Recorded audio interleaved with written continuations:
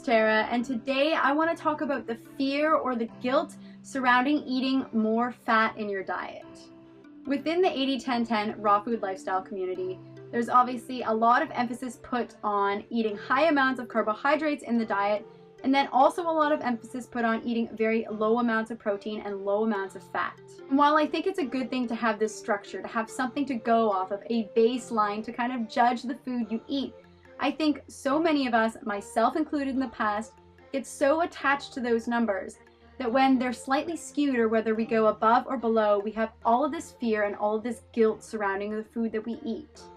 And that's the topic I want to touch on today, because I see a lot of leaders in the raw food movement, whether it's high fat or low fat or whatever it may be, focusing on the fear aspect, saying if all of a sudden you eat a little bit more fat or a little bit more protein or whatever it is, that something bad is going to happen to you, or all of a sudden you're not going to get the results you wanted on the raw food lifestyle. And I think that is such bullshit, and I think all of this fear and guilt surrounding eating more fat is such nonsense, and it held me captive for so many years because I followed the advice of others and I thought others knew what my body needed and what it didn't need more than I knew what my body needed. Some people think this is crazy, and I absolutely agree. It was crazy. Why didn't I just listen to my body? There is my first tip. That's what you gotta do. You gotta listen to what your body is telling you.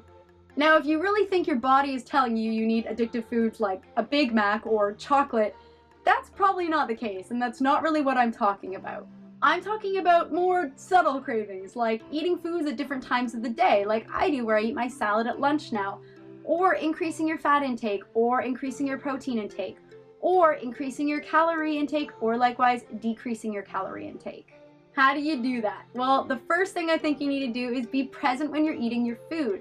If you feel how it's digesting, how it's going through, how you feel after each bite, how you feel after you finish the entire meal, that is the first step with listening to your body. Because you'll know if the food you're eating feels good, and you'll know if the food you're eating feels bad, irregardless of anyone else's opinion around that food. The second thing is to not ignore signs and symptoms. If you're having a bad reaction to, I don't know, potatoes like someone wrote recently, and everyone is saying all you gotta do is eat potatoes, but you feel like shit after you eat them, don't eat them. Don't listen to other people, listen to yourself. The second way to avoid food guilt or fear, or fat guilt or fear, is to redefine what healthy food really means for you. And what healthy really means is how you feel after eating certain foods, both mentally and physically. We all have these ideas of good foods and bad foods, depending on the kind of lifestyle we choose to live and the food we choose to eat. But I would recommend, if you have this list of good and bad foods, and you've judged a certain type of food as good or bad, try not to judge it. Eat it without judging it. Judge it after you finish eating it. Because if you go into the experience of eating a meal or a certain type of food, judging it beforehand, it's actually going to impact the outcome of how you feel afterwards. Don't underestimate the power of your mind. It is huge when it comes to eating food. And my third tip to overcome food guilt and fear is to learn from your own experience. Something I wish I had done a lot sooner was experiment with my diet.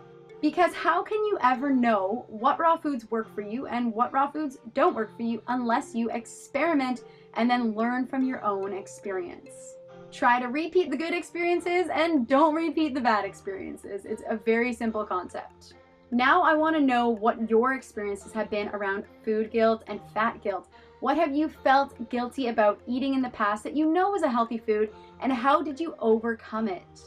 If you like this video and if you like this concept, give me a thumbs up, share with your friends and family, and subscribe to 40BelowFruity, and don't forget to check back for more videos every Monday and Thursday coming for you, and I will see you next time.